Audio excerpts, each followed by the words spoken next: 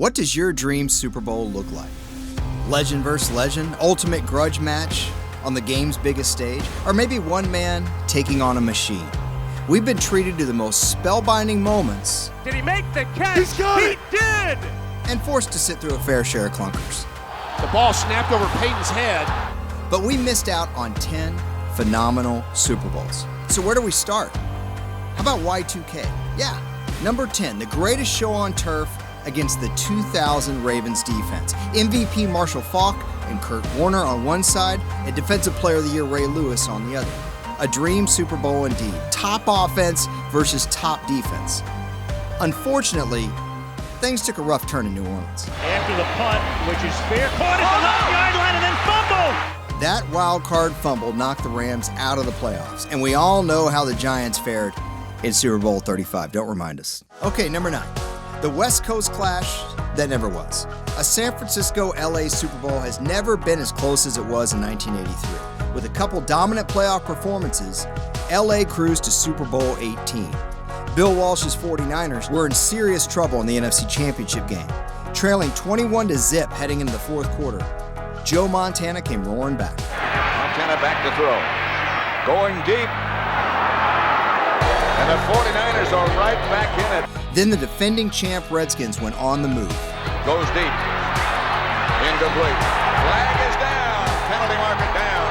Just Theismann back in quickly. He goes in the corner. Knocked away at the last second. I see a flag down. Flag's down. It's going to be against the 49ers. Those two controversial calls led to Mark Mosley's go-ahead field goal and a Super Bowl berth for Washington.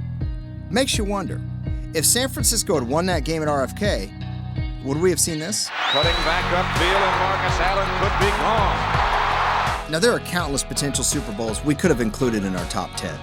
So let's get to a few that didn't make the cut. How about 2001, Raiders and Rams? Just 6 years later, all roads led to a Patriots-Cowboys Super Bowl. Unfortunately for Dallas and New England, the Giants had other plans. Number 8, the battle for Dallas continued. For 3 seasons in the early 60s, the Cowboys of the NFL and the Texans of the AFL fought tooth and nail for supremacy in Dallas.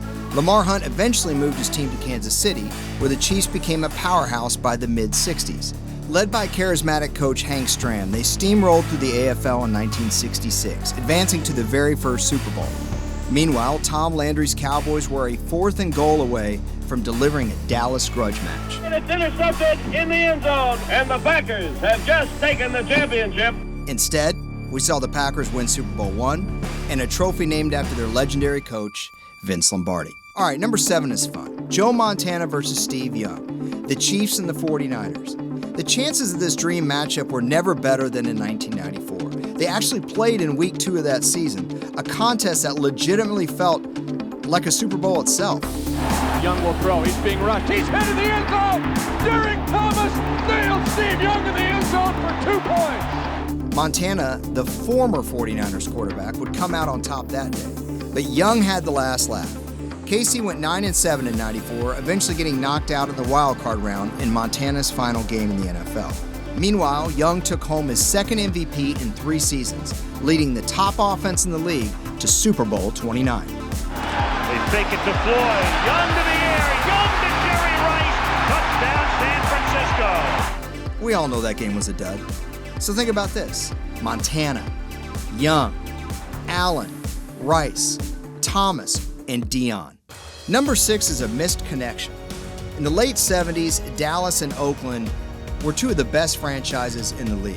77 would have been the year. The Raiders were the defending champs, while Roger Staubach and the Cowboys were far and away the best team in the NFC. After the classic goes to the postgame in the AFC divisional round, Oakland's offense stalled against Denver's Orange Crush defense, bowing out 20-17 at Mile High. As for Super Bowl 12, well, turnovers, and some more turnovers. Line driver that ought to give somebody a pretty good chance. Bounces off a Denver player. Dallas has it. A Favre-Manning super clash at number 5. 2 of the greatest quarterbacks in NFL history going mano-a-mano in Super Bowl 44. Remember, Brett Favre's 2009 renaissance included throwing for more than 4,200 yards, 33 touchdowns, and 7 interceptions. At age 40. Brett Favre is not supposed to do that at 40 years old. Peyton Manning won the MVP that season. His Colts went 14-2 on a path of destruction all the way to Miami. We were so close to seeing it play out. It just wasn't a good time to be throwing the ball late over the middle. Intercepted. I can't believe what I'm seeing right now. Why do you even ponder passing? I mean, you can take a knee and try a 56-yard field goal. This is not Detroit, man. This is the Super Bowl. And instead, we got the Saints in their first ever Super Bowl, sealing a victory with another huge defensive play from the same guy. Picked off. Look out. And it's Tracy Porter taking it all the way. How about the K-Gun against the West Coast offense? The Bills and 49ers, 1990. Yeah, we saw Buffalo lose 4 straight Super Bowls, but we were never rewarded with the Kelly-Montana duel.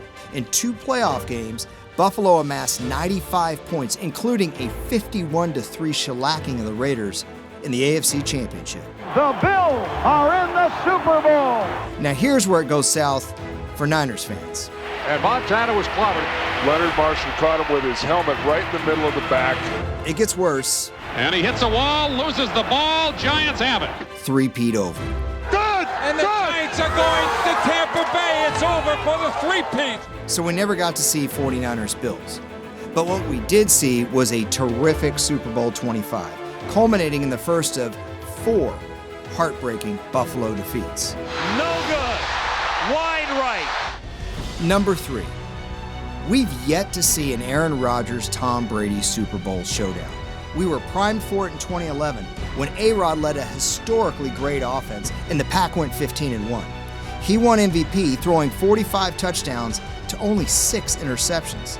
All this while Brady passed for more than 5,200 yards in New England's 13-3 campaign. As for their Super Bowl paths, well, the Pats needed a little luck. Kick up. Kick is... He hooked it! No good! No good! Green Bay, on the other hand, inexplicably fell flat against those pesky Giants. And just like in 07, Eli wasn't finished. Eli throwing into traffic on the sideline. They're going to rule it a catch by Manningham. And the Giants have won Super Bowl 46! Oh, by the way, we were this close to seeing a Brady-Rodgers Super Bowl play out in 2014. Number 2, Dan Marino against the '85 Bears. We missed out on something truly special that year. Marino had put up one of the greatest seasons by a quarterback, if not the greatest, in 1984, and he wasn't far behind in '85. Meanwhile, Buddy Ryan's 46 defense demolished every opponent in its path through the first 12 weeks of the season. Then came a magical Monday night. The undefeated Bears in Marino's backyard. Marino. Matt Moore. Moore takes it in.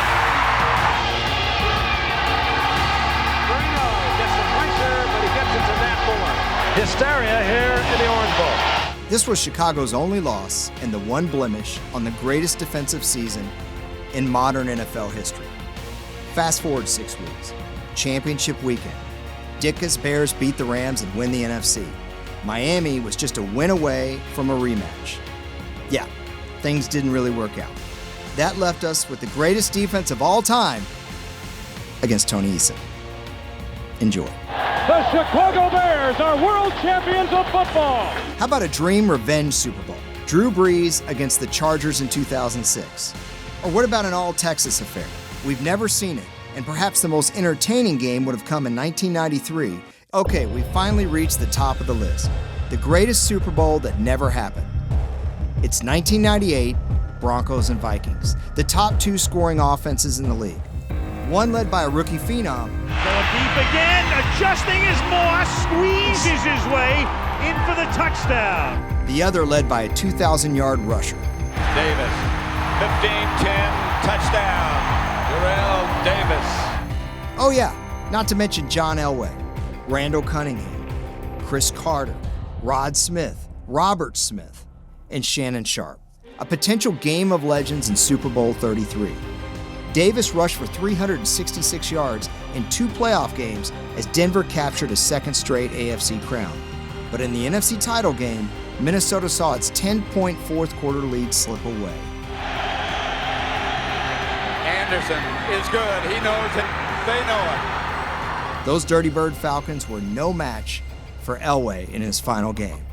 And that is the best Super Bowl we never got.